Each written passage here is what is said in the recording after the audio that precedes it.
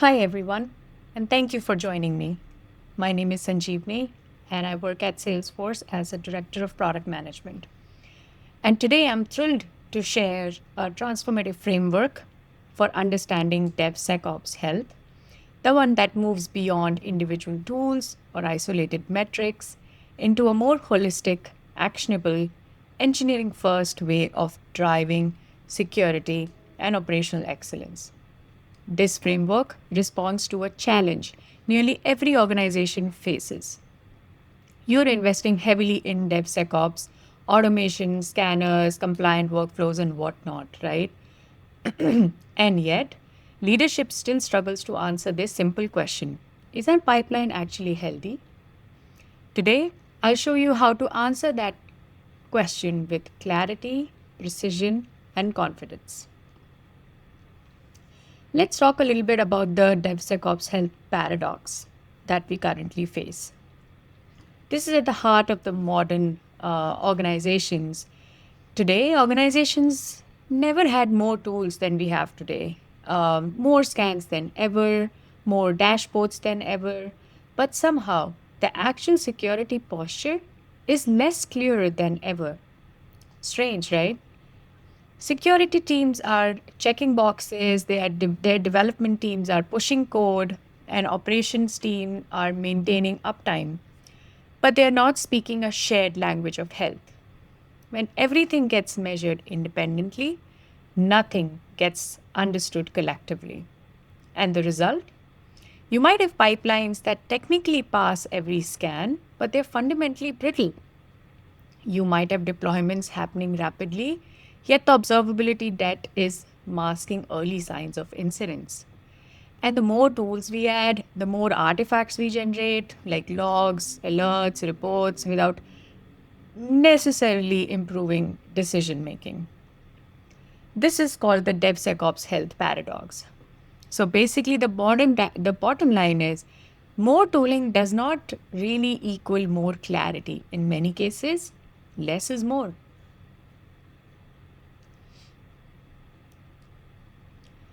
So, what are some of these um, gaps in our current practices today?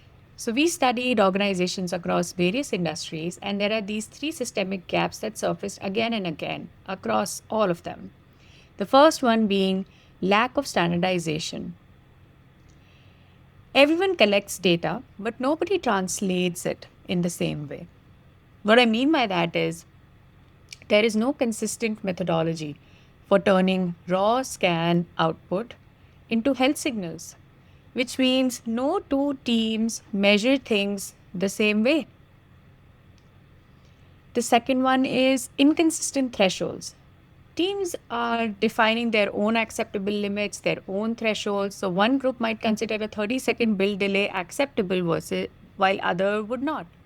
Security exceptions may be strict in one unit but relaxed in another unit. This inconsistency undermines benchmarking and meaningful improvement systemically. The third one is missing remediation guidance. Even when a problem is identified, teams don't know what to do next. What is the next best action to take? Is this a configuration fix? Is this a redesign? Is this a backlog item? How do I actually move forward? So, our framework addresses all of these three gaps by grounding these thresholds, maturity levels, and remediation pathways across the research that we did. So, let's talk about this framework and the four dimensions associated with it. So, instead of drowning in dozens of disconnected metrics, these are the four dimensions that we have distilled DevSecOps health into. These act as pillars of a secure, sustainable, and scalable ecosystem. The first one being platform efficiency, meaning how effective and stable your underlying platforms are. The second one, customization resilience, meaning how safely you diverge from vendor or community defaults. The third one, observability, meaning how deeply you understand your application and system behavior. And the fourth one, security guardrail adherence, meaning how consistently teams follow automated preventative, detective, and corrective controls.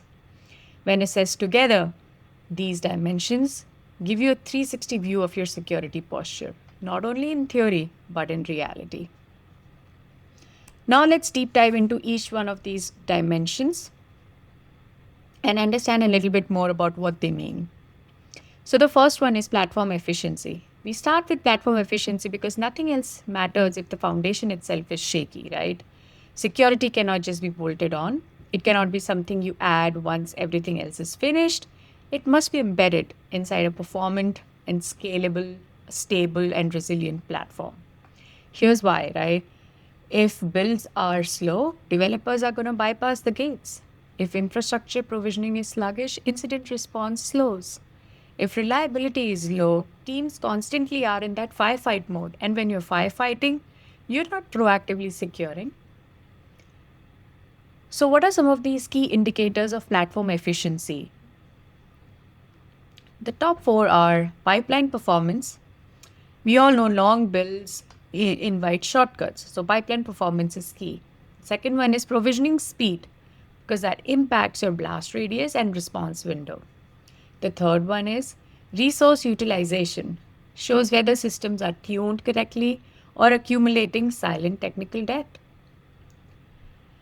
And reliability, frequent outages degrade trust in security processes. So, a secure organization is first and foremost an efficient one. Hence, platform efficiency is one of the key dimensions here. All right. Let's talk about the second dimension, customization resilience. This is one of the most underestimated sources of incidents, customizations. They evolve, they drift, they become outdated, customizations get orphaned, and that accumulates tech debt, right? And many of them inadvertently introduce vulnerabilities. We classify maturity in these three levels. Low maturity, meaning everything is customized, nothing is tracked. The security implications in this case are wild and unknown, right? And teams inherit this fragmented, inconsistent ecosystem, which is not sustainable. The next level is the developing maturity, where teams maintain a customization registry, at least basic reviews are happening, but still, like the long term governance is missing from the picture, which is where the high maturity comes in. This is where the magic happens, right? Customizations have clear owners, life cycle management exists, deprecation is intentional, it is regular, testing coverage is deep and wide. And the security reviews aren't just ceremonial, they are meaningful.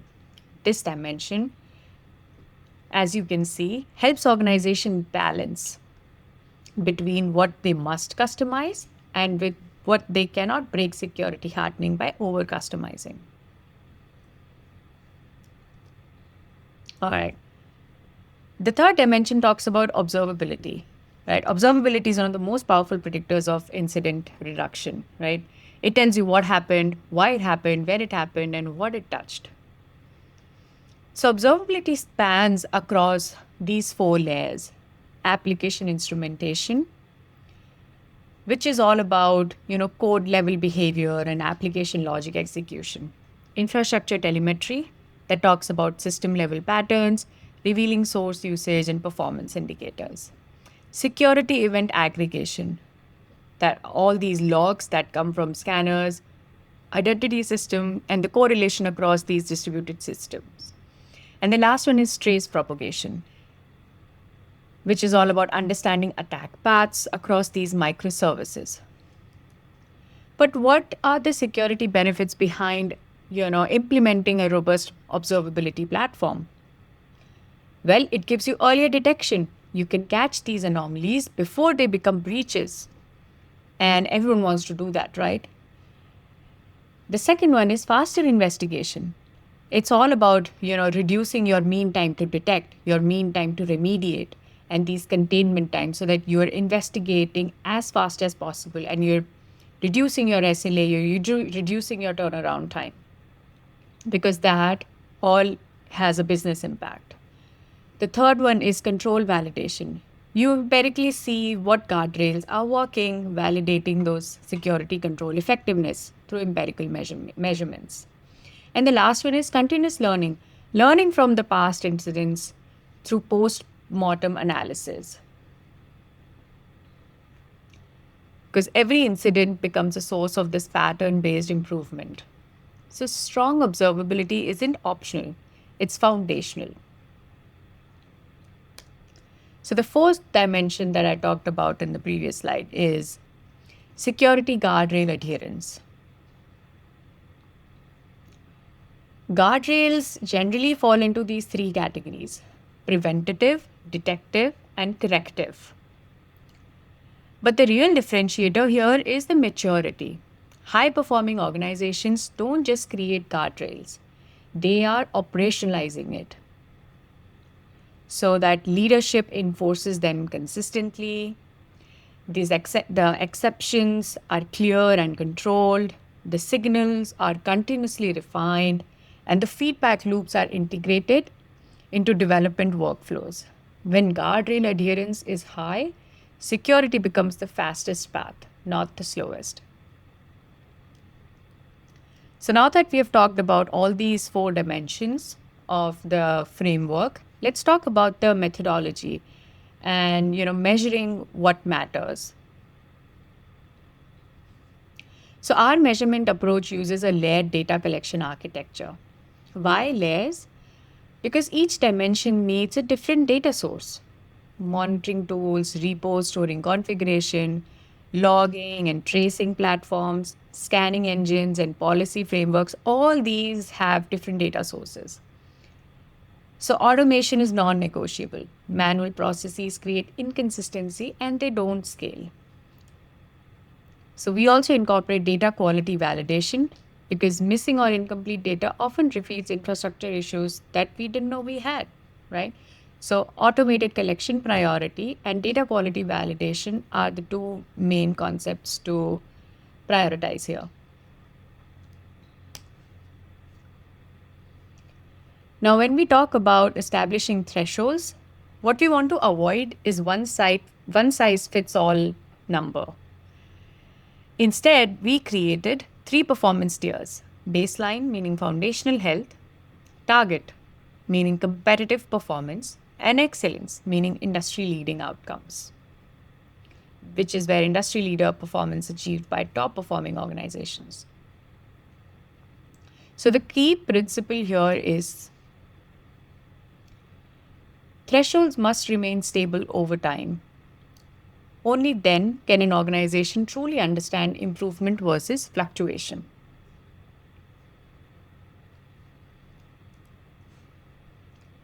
Let's talk about some of the different industries that adapted this framework to their unique constraints.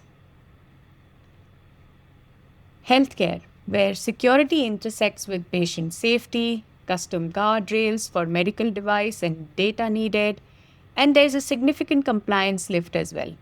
In retail, there's elastic infrastructure that is needed with high seasonal velocity.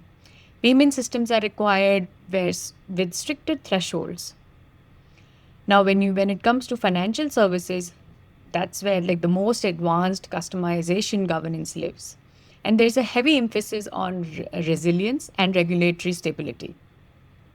Last but not the least, we also looked at manufacturing industry where IT convergence creates special safety critical requirements and guardrails had to account for legacy systems and long deployment cycles. This cross-industry validation demonstrates the framework's flexibility and robustness.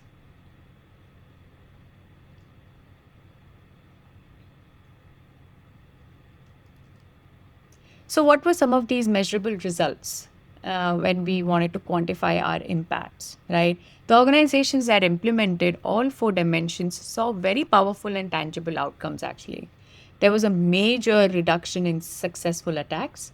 There's a stronger operational resilience across the board, faster and cleaner incident responses with shorter release cycles, and there's fewer production defects that coupled with optimized resource optimization utilization and increased developer trust. Right? These were not just theoretical results, they were real measurable improvements based on using this framework.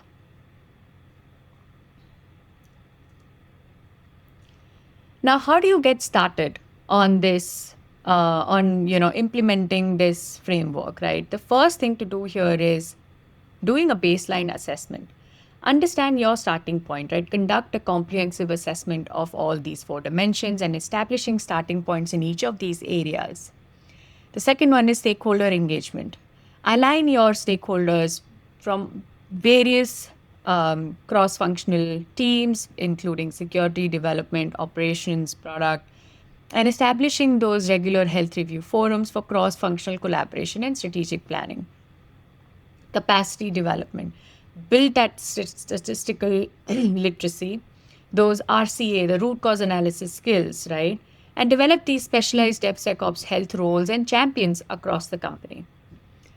Then you get into the phased implementation aspect of it. Begin with platform efficiency and security guardrails for quick wins. Those are essential and you need to build upon them. Then progress to customization, resilience, and observability, which require a little bit more of instrumentation. In terms of tool integration, keep it simple. Leverage existing tools that you currently have. Start by what you already have. And less is more in this case. Continuous improvement, that's all about establishing your regular review cycles to assess the framework's effectiveness. If you need to tweak something, maintain that governance process, ensuring regular evolution of version control. Ultimately, the DevSecOps health framework represents a paradigm shift. This shifts conversations from opinions to data, from reactive firefighting to proactive prevention, and from siloed metrics to holistic health. Looking ahead, this framework will also start to incorporate AI-driven operations, confidential computing, third-party risk, supply chain security, and other things like that. So this journey towards DevSecOps health excellence begins with honesty, gains momentum through discipline, and sustains itself through evolution. The question isn't whether to pursue this or not. It's how fast your organizations can start with this. So thank you. Thank you for your time and attention. I hope this session empowers you to rethink DevSecOps health holistically and strategically.